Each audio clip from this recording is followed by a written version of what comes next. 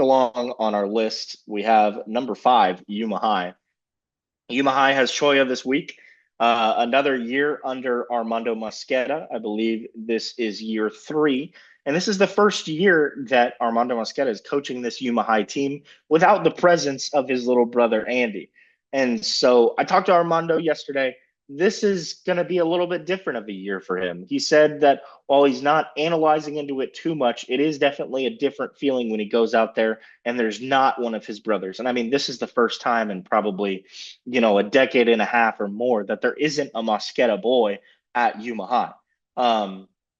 And so for the Criminals, it's really just about finding a way to get playmakers who haven't really been there into that role. And I think that's kind of the big switch over that we see each year at every high school. But this year, I mean, we're looking at guys like Marquise Dixon to fill that role.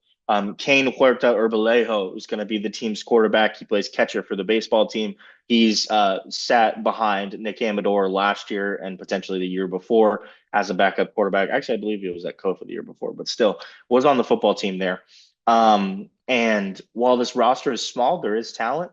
They bring back pretty much their entire offensive and defensive lines. And you can, find a lot of solace in that and the fact that, maybe those guys are more experienced to protect somebody else.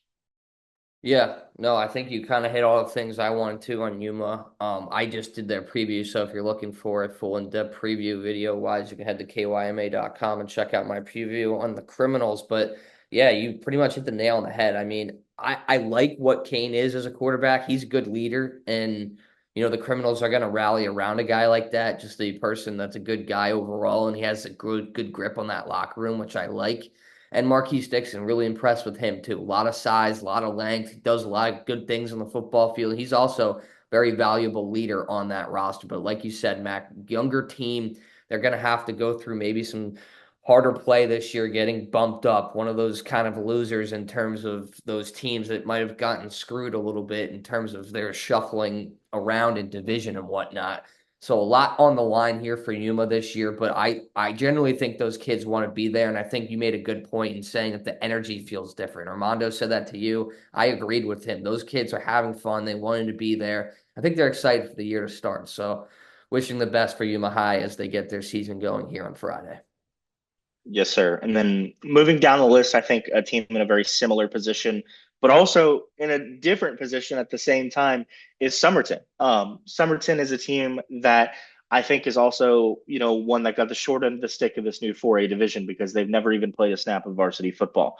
And, for a school that is coming in new, you'd hope that they'd get because it is a big public school, hopefully they'd get 1 or 2 years at 3A before they tried their hand at something else. But this is one of those teams that got thrown into this division to complete it to five and, round out the YUHSD schools at 4A. And I think when it comes to non-conf, they're probably going to get a pretty short end of the stick with that.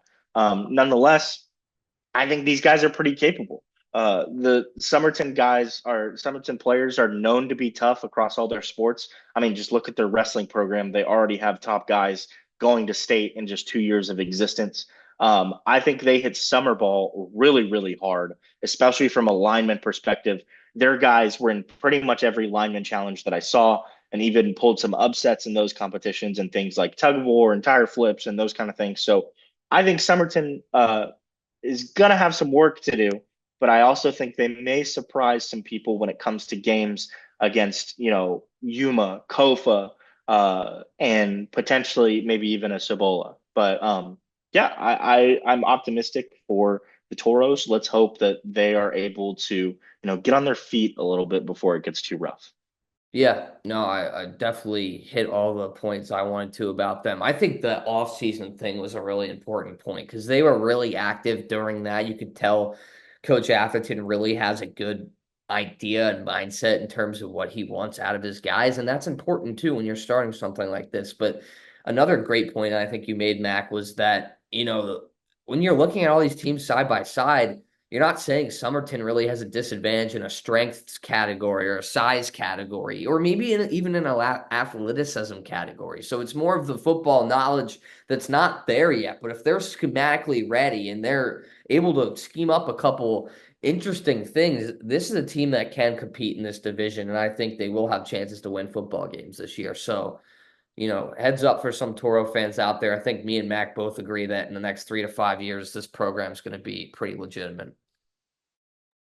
Absolutely. And that's going to be from, I think, an entire athletic standpoint beyond just football, but we're sticking with football here. Moving down the list at number 7, we have San Pasqual, who kicked off their season last week against Borgate Catholic. And honestly, a pretty disappointing game, I will say, for the Warriors. Their home opener, year 3 for Miguel Rivas. Uh, San Pasqual lost that game by a touchdown, and they made it. I wasn't able to be at the game, but according to Coach Rivas and what I've seen, they made it into the red zone 3, 4 times and were just completely stuffed out. We talked a lot about Isaiah Martinez when we were preparing for this last week, Sam, and how he's the number one weapon for San Pasqual by far and away. And how he, is going to be double, triple teamed at all times, and who's going to be able to emerge as that other weapon and fill that role to potentially get the ball in their hands. And we look at guys like Alex Acuna, and unfortunately, it just didn't work out to the point where they were able to get the ball in somebody else's hands and get it away from Isaiah to be able to get in the end zone and score a non-defensive touchdown. They did have a pick six, so they were able to do that. But I think that was a winnable game for SP that they just weren't able to pull off. Yeah, it seemed like kind of a blown opportunity in terms of what they had. And that game was close pretty much throughout. Once Martinez, I think he tied it up 7-7 going into the break with his pick six. But then after that, like you said, Mac, I think the main storyline was they couldn't punch it in through the red zone. And I think this team scores a lot on those big plays where Isaiah just takes a slant to the house or just beats someone on a go. And I don't know if they know what to do inside the 10-yard line in terms of finding someone that's going to be able to score on a consistent basis. So that's a question that they need to be answered quite quickly because there's going to be 3 to 4 guys all around Isaiah anytime during that red zone period. So again, they're going to have to figure out some other options when they get down there. Cornejo is going to have to play a little bit better for them to be able to win some games here down the stretch. But like we said, I think blown opportunity for SP, one of the more winnable games on their schedule. They're going to have to kind of get things going here pretty quick. Yeah, I definitely agree. I mean, just looking at the stats available, uh, Alfred was 12 for 19 for 108 with an interception. That's not horrible, but a lot more to be desired. Isaiah 2 catches for 31, Acuna 3 catches for 27, 12 carries, 85 yards for Alex Acuna. So it's just a matter of finding these guys, a Jordy Ray, a Michael Harris, somebody to find the ball and get them into their hands, especially in that red zone, like you said. So that's the really important thing here. Moving down the list, number 8, the final team on our list is Kofa. Kofa, obviously, the big storyline is the losing streak. It's been nearly 3 years since Kofa won their last game. That mark will come in October 7th, 2022 at Alhambra is the last time Kofa won a game. This is a 25 game losing streak, 39 games losing before that, 1-64 since late 2017. However, honestly, I really do think that this is the year that they get the monkey off their back with Austin Browning. Guy has an intensity that I don't think the Kofa coaching staff has necessarily had or seen over the past couple years. And while he is a guy with mostly baseball experience, he does seem pretty wired in to this football thing overall. That's been the read I've gotten from Browning too, from some of my guys that have talked to him and whatnot. And yeah, I think there's reason to be excited for this Kings team being in this new division. They're probably going to have a little bit more of a chance to play in some winnable games. So again, we're both pulling for Kofa to kind of, like Max said, get that monkey off their back, hoping they're able to have, a couple wins maybe this season. 1 or 2, I think, would go a long way for this program and what Browning's trying to build heading into the next couple of years. Yeah, and I mean, it's not like he doesn't have any talent either. A senior receiver in Dominic Colacion, another guy in Julian Cruz. Those are guys that they can get the ball into their hands and potentially hope for some good yardage. The quarterback situation is still something I think both of us have to figure out a little bit more info on. And in terms of schedule, I think there's a lot of opportunity here for some snag wins against teams beyond just, Somerton, Yuma High, Cibola, Gila Ridge. I think even week 1 against Maryvale this Friday is an opportunity against some of the big public schools on the west side of Phoenix specifically. I'm looking at Maryvale as a pretty big opportunity, and when we get into previews, I have that game as actually a pretty close one. So uh, I do think there are opportunities for wins. I don't think it's probably more than 3 or 4, but I do think there are winning opportunities on the schedule for the Kings, and finally get that ship tilted in the right direction. Cool. And that kind of wraps things up in terms of those teams and our power rankings and at least our preseason-ish previews of what we expect out of those teams.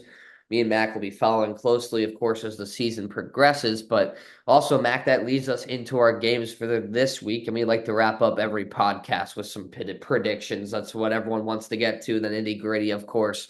So, Mac, without further ado, if you'd like to maybe lead us into our first game you had written down for us. If we can, we'll go back and forth here and kind of just break it down, do a little quick score prediction, maybe a highlight thing or two, and then we'll try to be quick with it. Definitely, and then we'll keep track of these scores as we go throughout each week and see who has the better record. Starting out with Antelope at Glendale Prep. I mean, this is the first road challenge for Alfonso Brown and the Rams. Glendale Prep, a 6-4 team last year. I think Antelope rides their momentum from the win last week, and hopefully, I mean, I don't know what kind of offense Glendale Prep runs, but let's just hope that it's a little bit more spread so they get a different opportunity to face a different defense. I got Antelope by one score, 20-14. Yeah, no, I like that prediction. Again, it's a little tough in terms of these teams that we're not covering, knowing what Glendale Prep's going to be. But what we saw out of Antelope last week was, a lot of good things. I think, they have a really good identity in terms of just, being energetic and having a lot of guys be really fun to watch. And I think that team's going to ride off that emotional victory last week. I'm calling it a little bit of a closer game, Mac, though. How about like a 21-19? They get a nail butter at like a 2-point conversion into this ball game. I think they win it by just a score or two, comes down to an extra point or a 2-point conversion.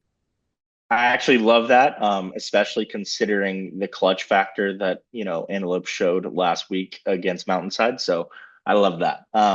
Moving on alphabetically, we go to Cibola and Rincon/University.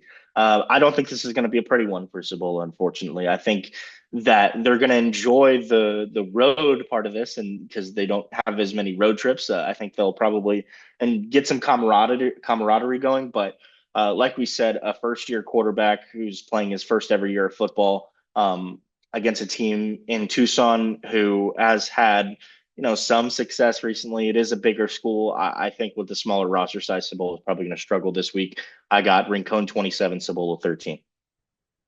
Yeah, I'm right around there. I think 2 scores too. It's just a tough ask, I think, for this team in this spot right now. But for them to, maybe just make this game competitive, I think would be a good thing for Cibola all in all. So maybe like I could see more like a 21-8. I think the Raiders get like a late punch at the end. But again, I think they're in a tough spot, like you said, Mac. And, some of those opportunities are probably going to have to come a little bit later in the season.